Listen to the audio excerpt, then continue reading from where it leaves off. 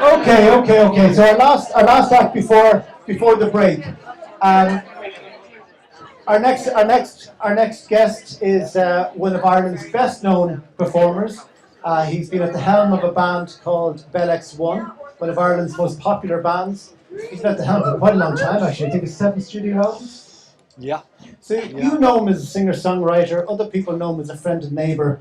But he's also a music therapist. And I want to ask him a little bit about that in just a moment. But will you please welcome Paul Noonan?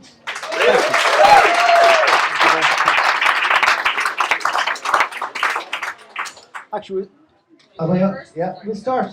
Maybe I can ask you about the music therapy. How does a rock star get into music therapy? I just found I'd been making music for 20 plus years, and I just felt it was all very sort of insular and sort of narcissistic at one point. So it was bad for me. But I thought there's more to do with this, and maybe I'll try and do something that kind of scares me. And I think we've all felt the impact of music and its sort of therapeutic and emotional import. And I before I knew that music therapy was a thing, I kind of thought there must be a way of distilling this and kind of deploying it in a more sort of formal way. I mean, we get that at gigs. I've always felt very emotionally affected and sort of spiritually connected to music, and I thought that there must be sort of, it has such incredible emotional heft that there must be a way of sort of deploying that in clinical or community settings, and that's exactly what music therapy is. And how does it work? I mean, it's so. I mean, I did the only place you can train as a music therapist here in Ireland is in UL. So I went and did a master's, a 2-year master's. And we learned about psychodynamic theory, and we learned about various sort of schools of therapeutic frameworks around therapy more generally, but also in that idea of sort of distilling what music is technically, and how that can be used to say.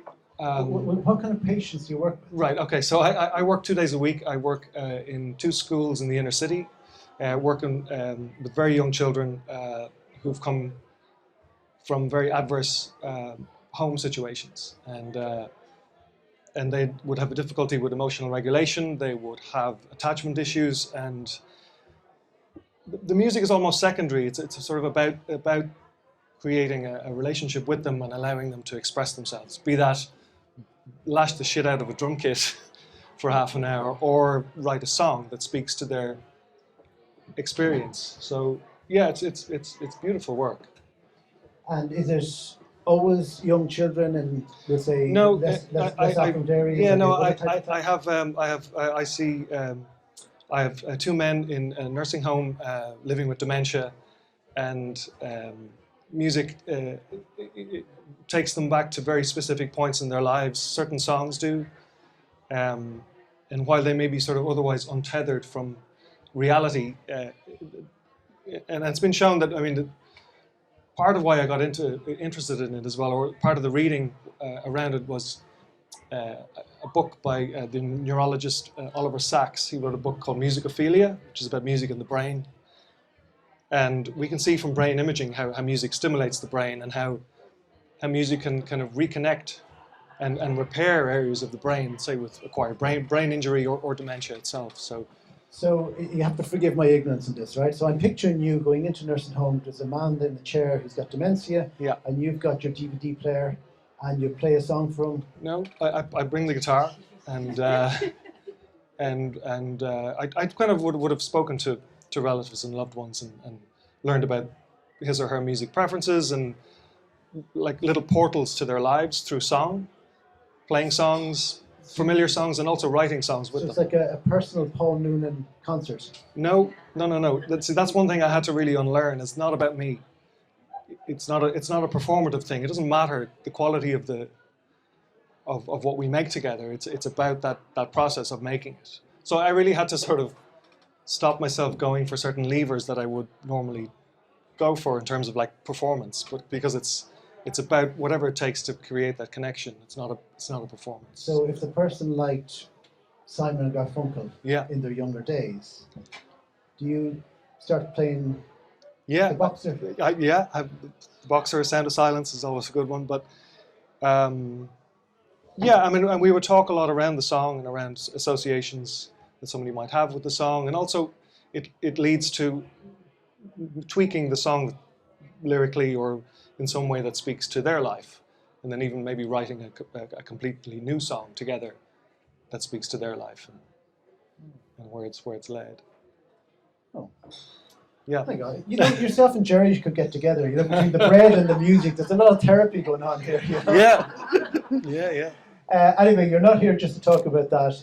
Maybe you play a song for us. Maybe I will. you could treat us. Maybe we all have some collective therapy here. Now that we've all met each other and fist bumped, what are you going to play for us? I'm going to play a song called Rocky Took a Lover, which I wrote when I was living in Smithfield before I moved here, and I was living opposite the Capuchin Day Centre on Bow Street in Smithfield. Capuchin Day Centre provide food and for Dublin's homeless people twice a day, and somewhere to go and have a cup of tea and get in out of the weather often. And living there, we got to know a lot of the characters who would have been in and out. And there was one man who used to sleep in various locations on the street, and he went by the name of Rocky. He'd been a boxer in a previous life, and he was a real sweetheart when he was sober, and was very aware of how his life had sort of unraveled. But when he was drinking, he was a nightmare. We had a little studio in the house. He was living with a couple of lads from the band, and he smashed our window a couple of times because we were playing music too loud. So you went and wrote a song about it, huh? The Artist's Revenge. Well, one morning I looked out my window and he was lying on this wooden pallet where he'd often be found in the mornings. And this is a man in his 60s, I'd say, and he was snuggled up with a lady friend on the wooden pallet. And so I wrote a song which is a conversation that they may or may not have had. Okay. So this is Rocky Took a Lover. Rocky Took a Lover.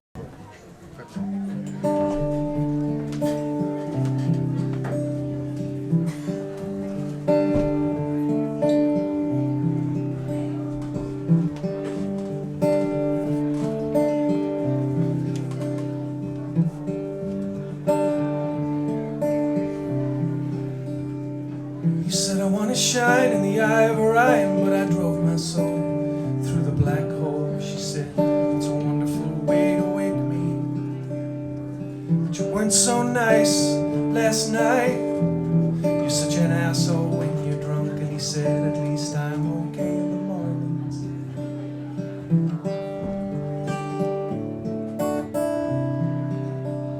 Whoa.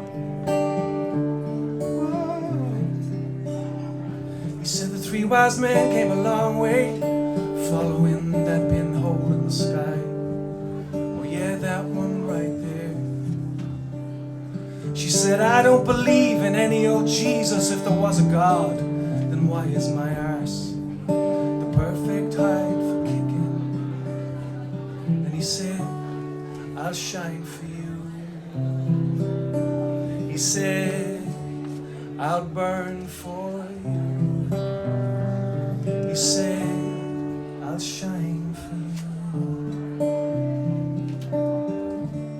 And that's what I'll do. Whoa. He said, they're like headlights in the rearview mirror. They're closer than they seem. From this gutter, we're still staring at the stars. She said, would you go and shite last night? All you did was curse those stars. You said they sang to you of hope. He said the sun gives life and it takes it away. But like all the greats, it'll burn out someday. She said, I don't mind. I don't want to get bored. I don't wanna end up beached on the shore. I wanna be that star. I wanna be that star. Oh, let me be that star. Oh, I wanna be that star.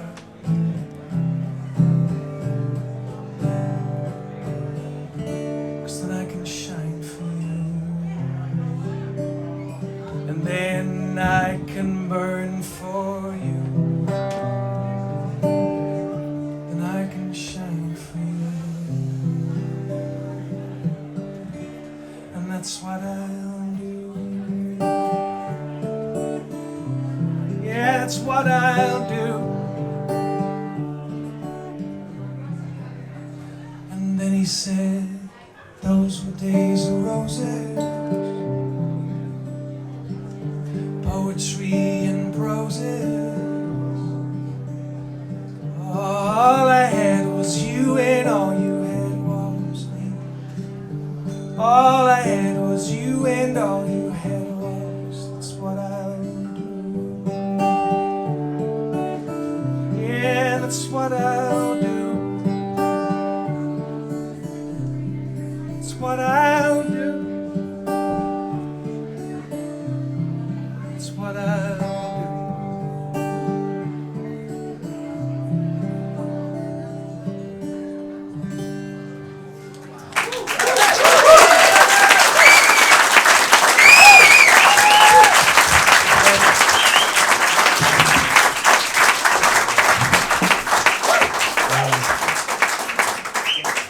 That really is a super song. It reminds me hugely, now that you've explained it, of the fairy tale of New York, because essentially it's a conversation between two people who are down on their luck, and in a way it's a short story. It really is gorgeous. Thank you. Yeah. I mean, it's somewhat romanticized idea of what may have what may have passed between them, but yeah. Do you mind just giving me the first verse? Just speak it to me. Just so, I want to shine the eye of Orion. But I drove my soul through the black hole. And then she says, that's a wonderful way to wake me. You weren't so nice last night. And then he says, no, sorry, she continued. You're an arsehole when I you're can't drunk. speak this, I can only sing it. You're an arsehole You're an asshole when you're drunk. And then he said, at least I'm okay in the morning. Yeah, that's a very Churchillian response, isn't it? I think I robbed it from Oscar Wilde, to be honest. So, you've been kind enough to bring, just like Gerry brought a little gift for the audience earlier on, you've been kind enough to bring some CDs. So, we have to find a way Remember them, folks? He thought it was a prank call when I called him up and said, can you bring CDs? You have to go Drinks coasters, I suppose. Drinks coasters, okay. So, have we a question or something? What did we ask people? Oh, God. How many letters in the name Noonan? 6.